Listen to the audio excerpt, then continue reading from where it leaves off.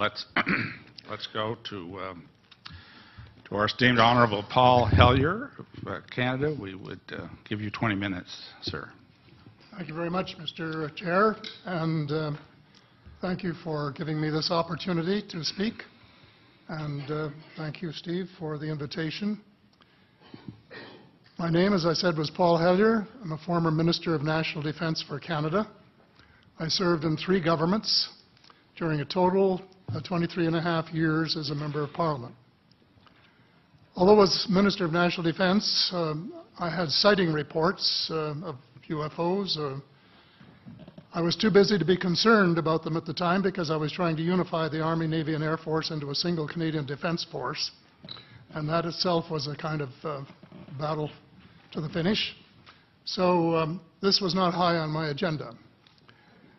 But about 10 years ago, I started getting interested due to a young man from Ottawa sending me material on the subject. I told him I was too busy to read it, but he had confidence that someday I would. He sent me a copy of Colonel Corso's book, The Day After Roswell. It took me a while to get around to reading it, but I took it for my summer reading in 2005 and was really impressed with what was contained in it. And what I thought to myself is there are huge issues here, huge issues. And the American people and the people of the world have a right to know what's going on because they're part of it. It's not just an isolated thing. And so after confirming the contents of the book with a retired United States Air Force general, I accepted the invitation of Victor Vigiani, who's over here somewhere, and his cohort, Mike Bird, to speak to a symposium at the University of Toronto. And I said, UFOs are as real as the airplanes flying overhead. That gave me the dubious distinction of being the first person of cabinet rank in the G8 group of countries to say so unequivocally.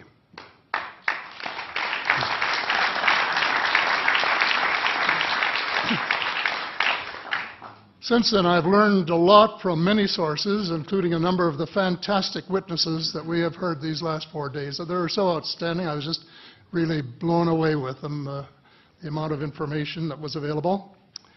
And I appreciate every single one of them. But because I'm not a ufologist, I'm a politician, there are only a few things that I want to add in that particular realm. First is that about in the 1960s sometime, there was a flotilla of UFOs headed south that crossed into NATO territory in Europe. And the Commander-in-Chief of the Supreme Allied Headquarters in Europe was naturally very shaken. Fortunately, or maybe divine providence, before the panic button was pushed, the flotilla turned around and headed back north. Obviously, they had thought maybe they were Russian and they were very concerned about it. Anyway, an investigation was launched into this whole subject, and a document was prepared which concluded that at least 4 species had been visiting Earth for thousands of years. And this is my own view at this stage as well. So, except for that, there are just a couple of things that we've talked about that I'd like to refer to. And one was that we were referring to them as they until this morning when Linda Moulton Howe, I think she was the first one, actually named 3 different species. I have brought my latest book called Light at the End of the Tunnel, A Survival Plan for the Human Species, as an aide-memoir, and I name 5 different species here. I'm aware of more now. As a matter of fact, I saw a document just a few days ago that mentioned 20. and I think you, Mr. Chairman, were interested in some of the places they might come from. And I have in here Zeta Reticuli, R-E-T-I-C-U-L-I, Reticuli, the Pleiades, Orion, Andromeda, and the Altair star systems. So I don't think we can any more refer to them as they, because they're not an amorphous mass. They are different species and consequently may have different agendas. I don't think we can say that they all have the same agenda any more than we could say that the United States, China, and Russia had the same agenda. Our real interests may be very similar, but as of now, our perceived interests are still quite far apart. One more observation before I begin what I want to say, and that is that we spent quite a bit of time talking about the 66-year-old cadavers. And I was glad to have Linda this morning finally say that there are live ETs on Earth at this present time, and at least 2 of them probably working with the United States government. The other species that I learned about not too long ago was called the tall whites. And this is when Paula Harris broke the story just a few years ago. And through her good offices, I had the chance to talk for about 3 hours with former Airman Charles Hall and listen to this absolutely fascinating story of how he was working with, first of all, he was scared out of his skin, but after that, when he got to know them, how he was working with, and finally they became to trust each other and have a good working relationship with the tall whites at the gunnery range at Indian Springs in Nevada. And these tall whites were living on United States Air Force property and working in cooperation with the United States Air Force and sharing technology with them. He wrote a book, incidentally, called Millennial Hospitality. There are 4 different versions, but Paula says that Millennial Hospitality number 2 is the best. I think that's the one I read, and it's a very interesting read if you want to sort of get inside the problem of what it's like to bump into these people floating across the terrain in the desert. Well, enough on that for now. My interest is in full disclosure. And my only caveat is I think probably I would say 95 to 98% full disclosure. I know of 1 or 2 things that I'm not sure should be in the public domain, at least yet. They will be someday, I'm sure, but not maybe immediately. But just as children survive the idea of the Tooth Fairy and Santa Claus when they become adult, I think that tax-paying citizens are quite capable of accepting the new and broader reality that we live in a cosmos teeming with life of various sorts. The fact that some other civilizations are more advanced than we are may be humbling, but that could be a necessary step in our survival.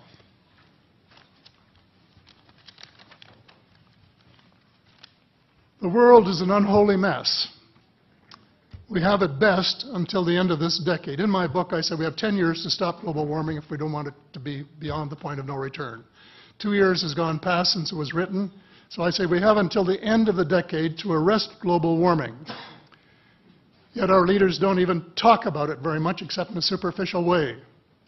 They appear to be more interested in starting wars to control more oil and, in effect, prolong the gravity of the threat. Of course, even if they took the problem seriously, they wouldn't have the finances to finance the transition from oil to the clean economy, to clean energy, because we have an infinitely silly banking and financial system in the Western world.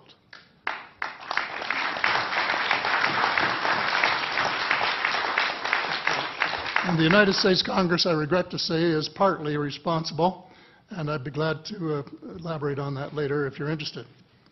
And finally, they need the technology for clean energy. And it exists, and it's being kept secret by the same vested interests who control our destiny. Who are these vested interests, and what are they up to? Well, Senator, you were talking about a military junta.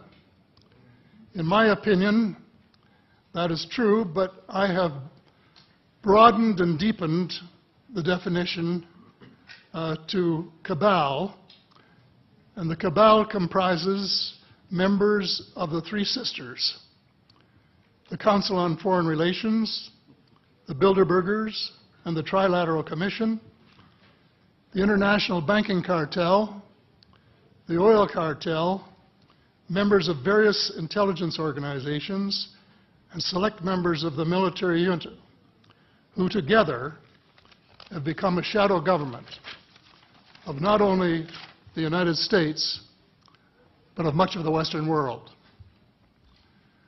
The Council on Foreign Relations is the oldest of the Three Sisters, and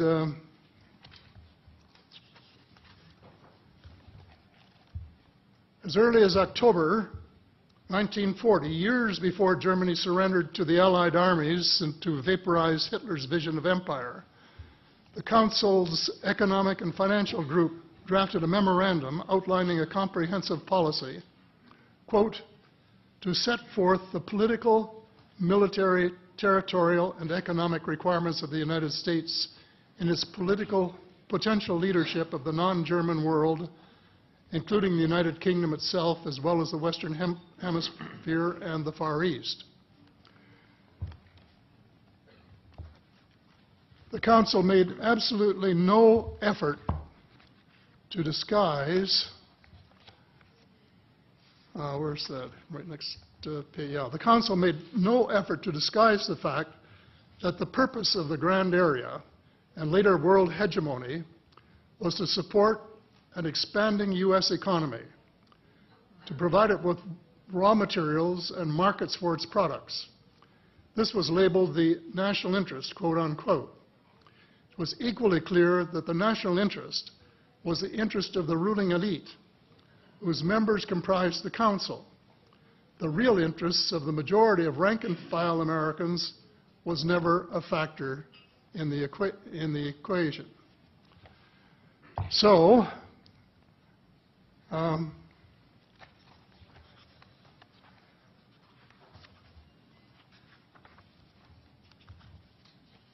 Mr. David Rockefeller, who was a member of all three of the sisters, is quoted as saying this at a meeting of the Bilderbergers in Europe.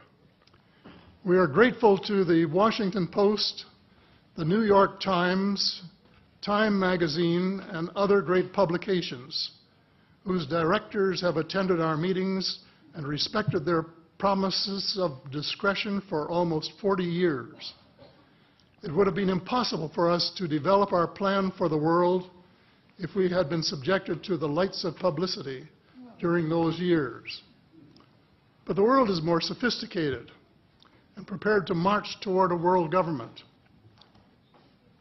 The supranational sovereignty of an intellectual elite and world bankers is surely preferable to the national autodetermination practiced in past centuries. He, of course, pretended he didn't say that, but the witness, this is reported by Daniel Estulin, a thoroughly reliable reporter who has written the true story of the Bilderberger Group.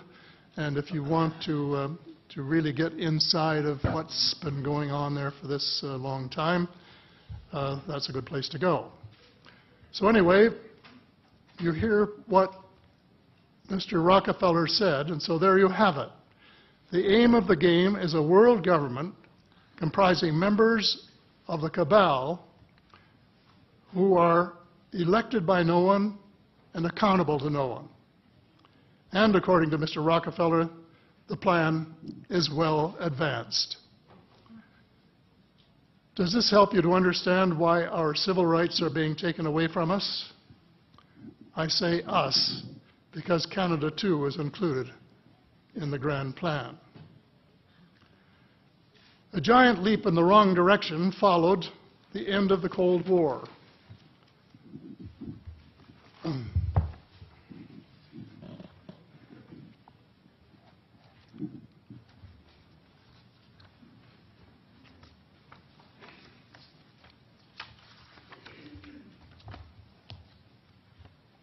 No one could have been happier than I was when the Berlin Wall came down on November the 9th, 1989. The elation on our side of the curtain was near universal and very significant on the other side as one country after another regained its freedom. Nearly everyone believed that it was the dawn of a new era of peace and prosperity for people everywhere. There was much talk of a peace dividend. The prospects were dazzling in their scope and diversity. It was a unique and God-given opportunity for a new, braver, and fairer world. We blew it. We blew the chance of a lifetime to do good things. A small group of zealots undermined our golden opportunity to pursue peace, not war, and little did we dream that they had a vastly different vision of the new world order. Their plan, which is now commonly known as the Project for a New American Century, included preventive wars in clear violation of international law, regime change wherever and whenever the U.S. desires, and if they can get away with it without excessive casualties, and the establishment of a kind of economic and cultural hegemony with America acting as constabulary, quote unquote. That was their word, globally. This was to be accomplished without authority of the United Nations and without the restraint of existing international treaties.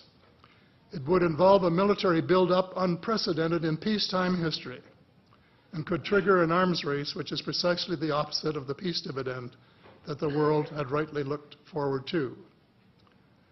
The Machiavellian scheme involved secret police, the curtailment of civil liberties in defiance of the U.S. Constitution, and a moribund economy operating way below its potential.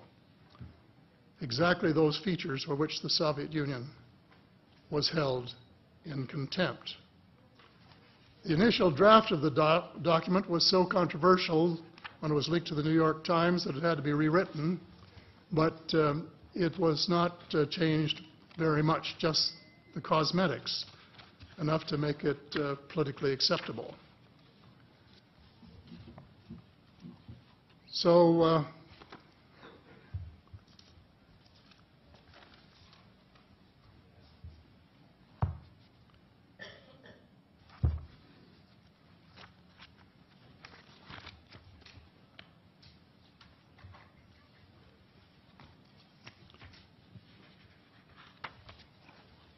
I have a minute here to my bearings.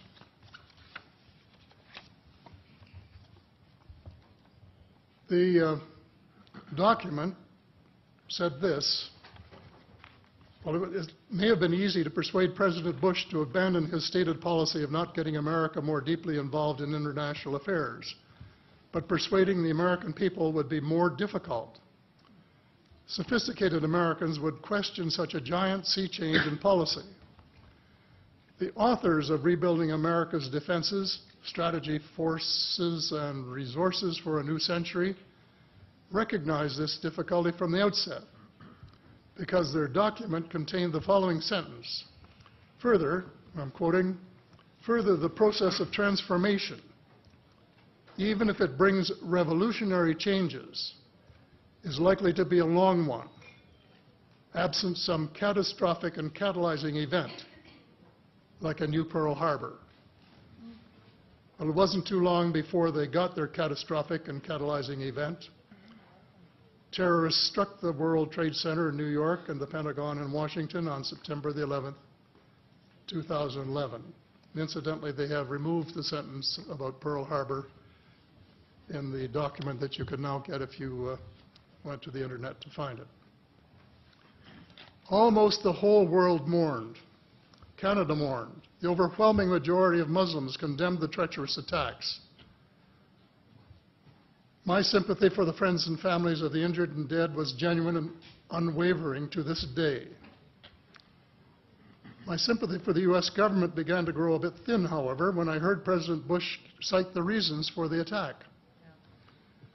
And I quote, "Why do they hate us?" he asked rhetorically in an address to the Congress. "They hate what they see right here in this chamber, democratically elected government. Their leaders are self-appointed. They hate our freedoms, our freedom of religion, our freedom of speech, our freedom to vote and assemble and disagree with each other." I felt sad when I heard the President's word. I assumed that he believed what he was saying. But if that were true, he was profoundly ignorant of the real thoughts and feelings of people in other parts of the world. If he wanted to hear the truth, he should have listened to Osama bin Laden, who was well informed concerning the origins of the kind of fanatical hatred of the United States which has led to such treachery. This is his version of events.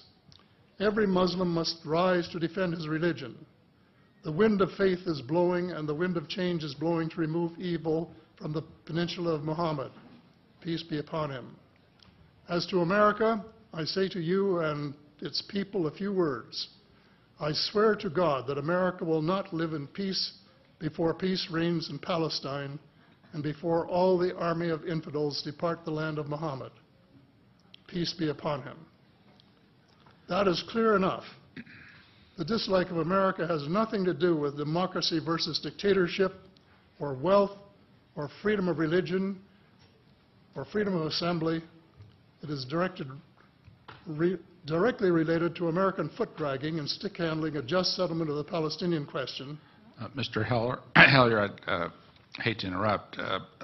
Time has expired, but I'm very happy if the panel has no objection to allow another minute or two to finish your statement. How much time do you think you need to finish it? I think probably somewhere between 1 and 5 minutes, most. I think we'll give you 2 minutes to finish your statement, as much as I'd like to grant more. Thank you.